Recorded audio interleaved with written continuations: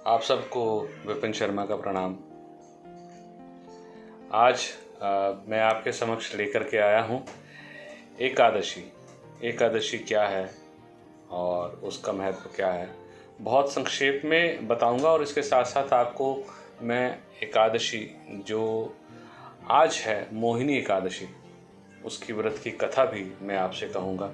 और यदि पसंद आए तो इसको आप अधिक से अधिक शेयर कीजिएगा, और ताकि लोग इसे ज़्यादा से ज़्यादा सुन पाएँ और वो भी लाभान्वित हों। एकादशी का अर्थ क्या है? एकादशी का अर्थ है अर्थात एक ही दशा में रहना। वो ध्यान हो, योग हो, नियम हो, एक ही दशा में रहने को ही एकादशी बोलते हैं। इस दिन हमें अपनी इष्ट का ध्यान करना, जप करना। ऐसे करने से मन शांत रहता है। और संक्षिप्त में अगर मैं कहूँ तो एकादशी का संक्षिप्त में यही अर्थ है कि एक ही स्वयं को एक ही दशा में रखकर अपने इष्ट का ध्यान करते हुए मन को एकाग्र करना, मन को केंद्रित करना। हमारे एकादशी का महत्व हमारे शास्त्रों में, पुराणों में बहुत अधिक है। पद्म पुराण में भी एकादशी के महत्व के बारे में और उसके फल के बारे में बहुत विस्तार से बताया गया है। तो अधिक समय ना व्यर्थ करता हुआ मैं आपसे आज मोहिनी एकादशी की व्रत कथा जो है वो मैं कहूँगा।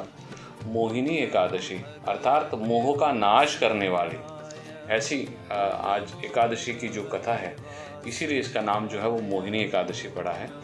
कहते हैं एक बार प्रभु श्री राम ब्रह्म ऋषि जो हैं और महर्षि श्री गुरुदेव वशिष्ठ जी जो थे, उनसे उन्होंने कहा कि मुझे एक ऐसा कोई व्रत बताइए जिसको करने से समस्त प्रकार के पापों का और दुखों का नाश हो जाए। क्योंकि मैंने जब वनवास पे था तो बहुत कष्टों का सामना किया है। क्या ऐसा कुछ उपाय है, क्या ऐसा कुछ व्रत है जिससे इस समस्त सृष्टि पे जो भी लोग हैं, यदि वो ऐसा कुछ परिस्थितियों से गुजर रहे हैं, तो ऐसा व्रत करने से उनके सभी पापों का जो है वो नाश हो जाए, उनके दुख जो हैं वो समाप्त हो जाए। इतना सुनने पर गुरुदेव वशिष्ठ बोले कि राम, क्योंकि ये जो आपका प्रश्न है ये सबके कल्याण के लिए है। क्योंकि ये प्रश्न जो आपने किया है इसमें केवल अपनी जिज्ञासा तो आपने बताई है, लेकिन इसके पीछे जो उद्देश्य है वो समस्त सृष्टि की भलाई के लिए है। तो ये मैं आपको ज़रूर बताऊंगा। निश्चित रूप से ऐसा एक व्रत है जो कि वैशाख मास में आता है, एकादशी तिथि को आता है, जिसका नाम की मोहिनी एकादशी है। इस व्रत को करने से सब प्रकार के पापों से और दुखों से छुटकारा मिल जाता है, ऐसा शास्त्रों में वर्णित है। और इसकी कथा क्या है? तो वशिष्ठ जी ने प्रभु श्री राम को जो एकादशी, मोहिनी एकादशी की कथा है वो कही कि सरस्वती नदी के तट पर एक नगर था। वहाँ पर एक चंद्रवंशी राजा थे, उनका जो राज था वो था। और उस नगर में एक व्यापारी था जो बहुत ही बड़ा विष्णु भक्त था। उसका नाम धनपाल था। बहुत ही बड़ा विष्णु भक्त था और वो समय समय पर दान पुण्य करते रहते थे। कभी कहीं यज्ञशाला में दान करवा दिया, कभी भोजनालय, कई भोजनालय बना लिए, कुएं, तालाब, धर्मशाला और अनेक प्रकार के पौधों को भी लगाते थे। तो छायादार पेड़ लगाते थे। तो वो बहुत प्रसिद्ध थे अपने नगर में, और उनके 5 पुत्र भी हुए।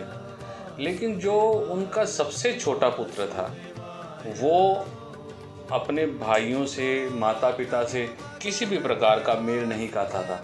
जहाँ एक और सभी भाई बहुत पूजा पाठ, संस्कारी, अपने पिता के बताए हुए पद चिन्हों पर चलने वाले थे, वहीं दूसरी ओर जो उनका बेटा था सबसे छोटा, वो मांस, मदिरा ये आदि का सेवन करने वाला, परस्त्री गमन करने वाला, मतलब कुछ भी ऐसा कार्य करना जिससे पिता का धन जो है और मान सम्मान जो है वो नष्ट हो। तो जब अत्यधिक बेटे की जो कर्म है वो बढ़ते गए, तो कहते हैं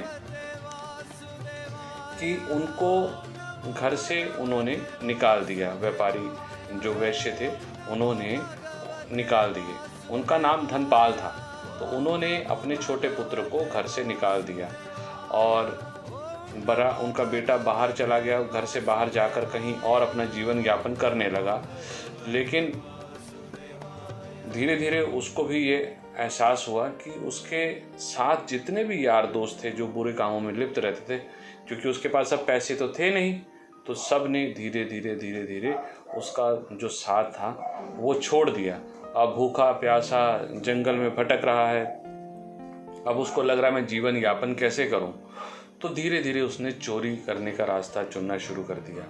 जब एक बार जो नगर के सेवक हैं उन्होंने उसको पकड़ लिया और राजा के सामने पेश किया, तो राजा को बड़ा आश्चर्य हुआ कि ये तो उसी जो व्यापारी हैं उनका पुत्र है। तो उनके पिता की इतनी अच्छी छवि थी, उसको देख करके उन्होंने एक बार उसको छोड़ दिया। लेकिन पुनः उस लड़के ने फिर चोरी की, तो उसको फिर कारागार में डाल दिया।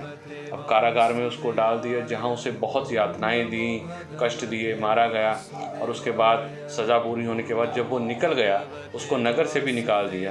तो अब उसके पास कोई साधन नहीं था, कोई छत नहीं थी, खाने पीने का भी उसके पास कोई इंतज़ाम नहीं था।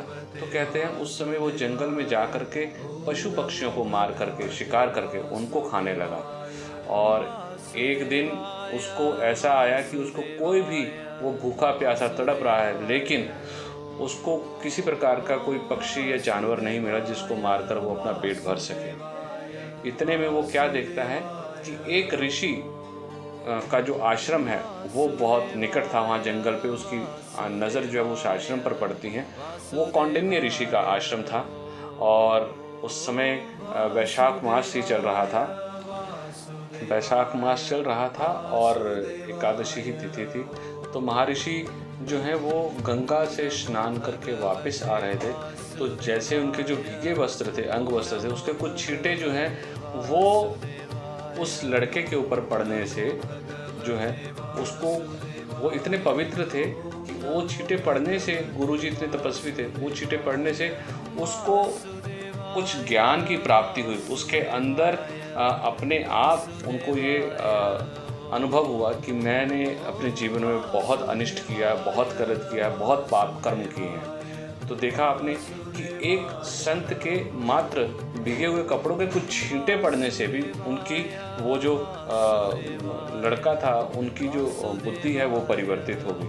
अब वो ऋषि के समक्ष गए, उनके चरणों में गिरकर उन्होंने अपने सारे पापों को उनको बताया कि जो जो पाप उन्होंने किए हैं, और अब वो उनसे मुक्ति चाहते थे। तो उस समय ऋषि ने प्रसन्न होकर उनको मोहिनी एकादशी का व्रत करने को कहा। और कहते हैं कि उन्होंने फिर उस मोहिनी एकादशी के व्रत को नियम से, पूरे संकल्प से, दृढ़ निश्चय से किया और उनके सभी पाप जो है वो नष्ट हो गए और वो फिर परम धाम को गए। इसी प्रकार महर्षि भगवान श्री राम से बोले, हे राम, इस व्रत के प्रभाव से सब प्रकार के पाप मिट जाते हैं और हर प्रकार के मोह माया के साथ जो है इंसान का संबंध जो होता है उसका भी कहीं ना कहीं पे नाश होता है। संसार में इस व्रत से श्रेष्ठ और कोई व्रत नहीं है। इसकी महिमा को पढ़ने या सुनने मात्र से ही 1000 गौदान जितना पुण्य फल प्राप्त होता है। तो देखा आपने किस प्रकार एकादशी का महत्व है और कैसे पुराणों में भी इसके लाभ को, इसके फल को बताया गया है। जैसे मैंने बताया कि 1000 गौदान करने समक्ष के समान इसका जो फल है वो प्राप्त होता है। इसलिए हम सबको एकादशी का व्रत करना चाहिए, इसकी कथा सुननी चाहिए और उसका नियम करना चाहिए। और इस दिन हम उपाय क्या कर सकते हैं? उपाय के लिए एकादशी के दिन हम अपने इष्ट का ध्यान कीजिए, उनका जाप कीजिए। इसके साथ साथ पीपल की सेवा जो है वो कर सकते हैं। और पीपल की सेवा के साथ साथ हम पीपल की सेवा का बहुत महत्व है। जैसा मैंने बताया, मित्रों, कोई भी एकादशी हो, अगर उस दिन में पीपल की सेवा करें, वहाँ पे मीठा दूध जो है वो अर्पित करें, तो बहुत श्रेष्ठ रहता है, लेकिन रविवार के दिन नहीं करना चाहिए।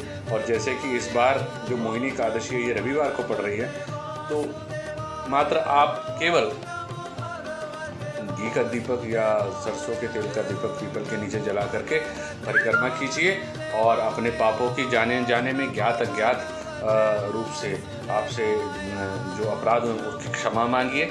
और भगवान लक्ष्मी नारायण को आप इस दिन भोग लगा सकते हैं और बादाम और नारियल का। इसके साथ साथ ओम नमो भगवते वासुदेवाय नमः इस मंत्र का जितना पाठ कर सकते हैं वो बहुत बढ़िया है। और इसके साथ साथ एक विपत्तियाँ किसी भी प्रकार की हो उसके लिए जो एक राम रक्षा मंत्र है, राम राम राम राम रामेति रामेति रमे रमे मनोरमा सहस्त्र नाम तंतुल्यम राम नाम वरनाने। तो इसका भी अगर हम पाठ करेंगे तो भी हमें बहुत लाभ होगा। और मैं प्रभु भोलेनाथ और माँ जगदम्बा से कामना करता हूँ कि आपकी हर प्रकार की मनोकामना पूर्ण हो। और यदि ये आपको ऑडियो पसंद आया हो तो इसे अधिक से अधिक शेयर ज़रूर कीजिएगा।